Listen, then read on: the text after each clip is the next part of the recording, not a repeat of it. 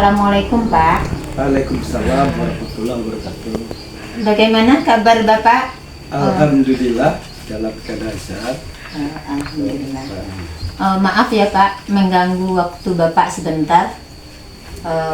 Di sini saya mengganggu waktu Bapak, mau bertanya tentang masalah mengenai tugas saya sebagai CGP Angkatan 10 tentang pengambilan keputusan yang Bapak lakukan untuk menyelesaikan suatu masalah yang terjadi di sekolah ini. Apakah sudah sesuai dengan nilai-nilai kebajikan? Apa contohnya yang sesuai dengan nilai-nilai kebajikan yang Bapak ambil, Pak?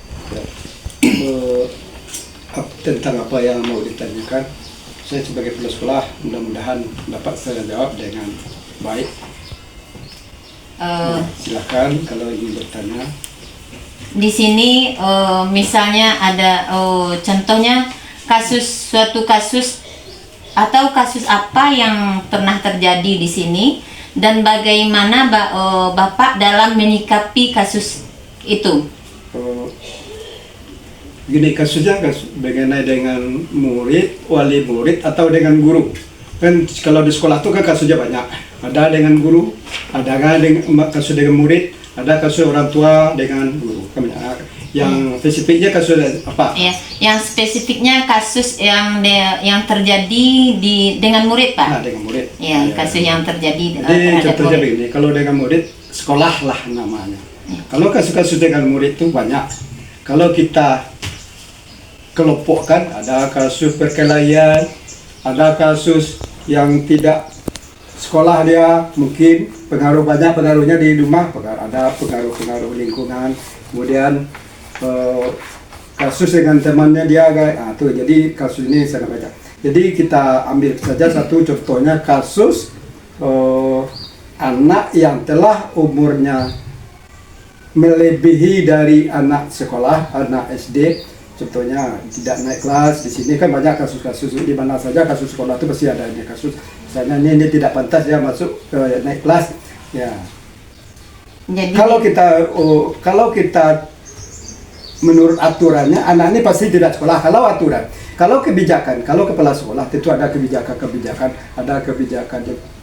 Nah, kebijakan itu banyak kita lihat dulu latar belakangnya.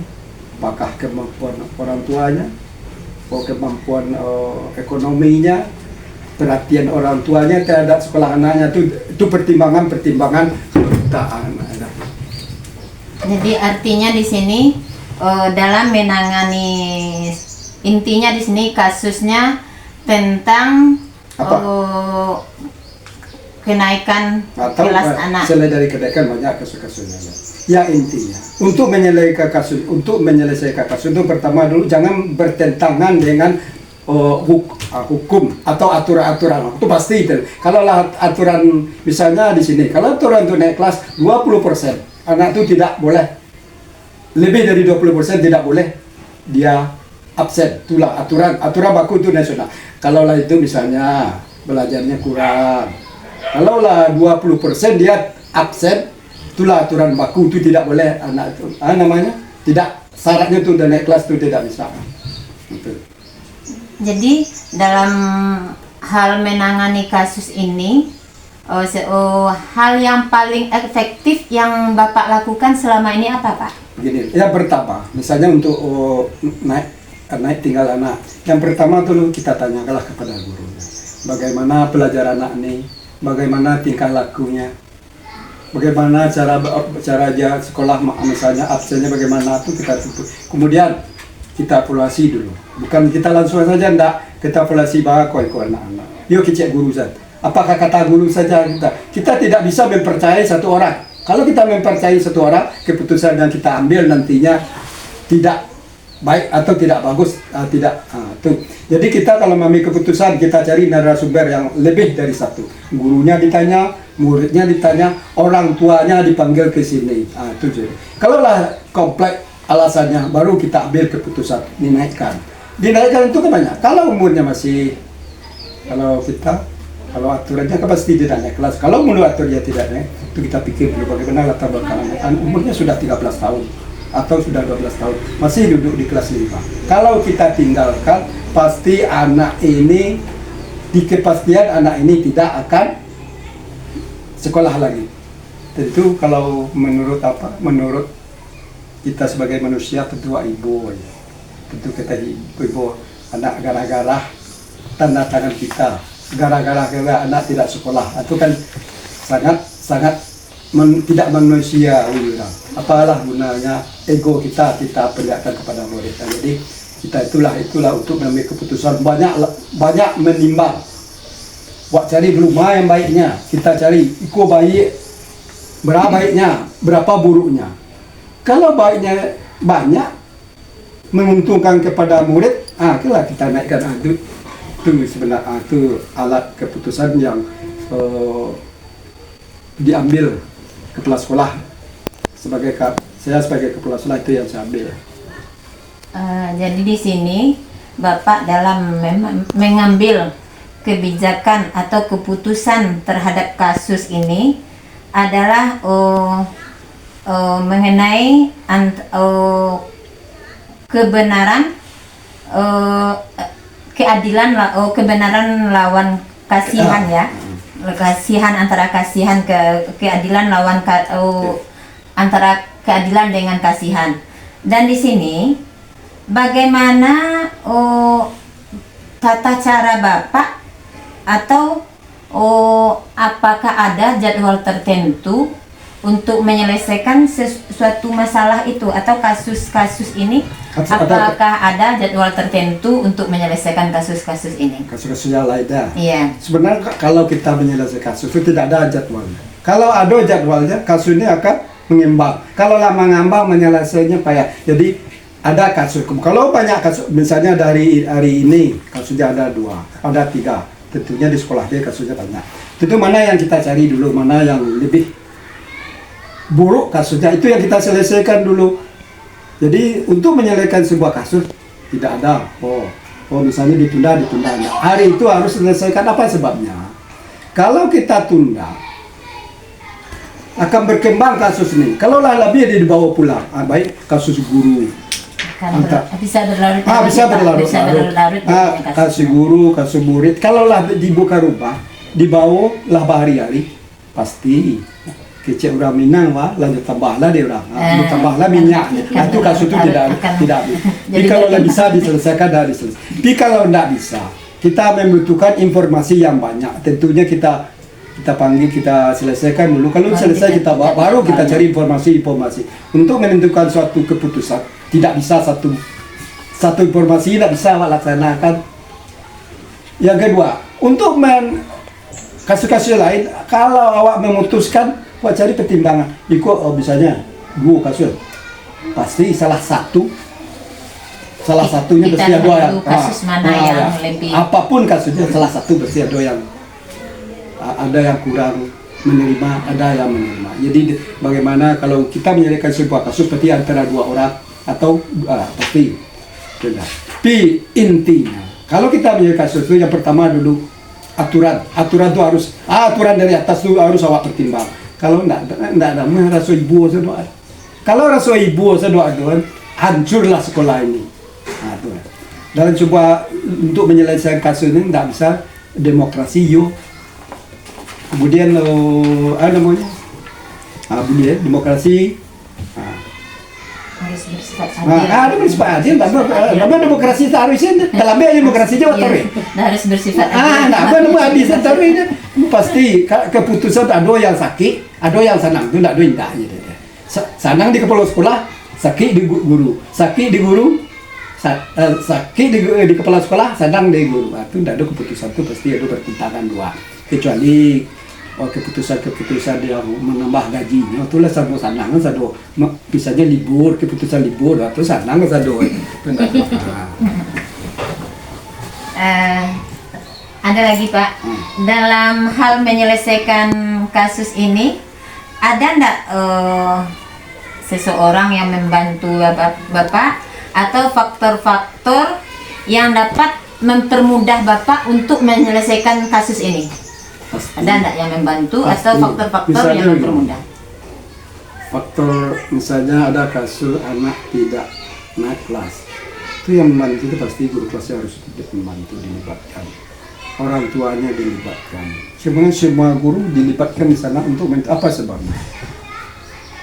Kalau kita tidak melibatkan semua guru, jadi penilaian guru dia yang membantu di sini yang pertama dulu apa namanya tuh Guru kelas. guru kelas itu pasti membantu. Kalau dengan orang tua, tetangga-tetangga masyarakat itu harus awak tahu. Keadaan lingkungan masyarakat itu harus tahu awak. Jadi kalau awak ingin jadi kepala sekolah, bukan sekolah saja, bukan guru saja, masyarakatnya harus kita pelajari itu. Jadi membutuhkan satu masalah bukan bisa kepala-kepalahan, kecuali keputusan yang kita buat lah sering ini, misalnya lah sering guru ini melakukan kesalahan-kesalahan, itu tidak bisa orang meminta pendapat kalian.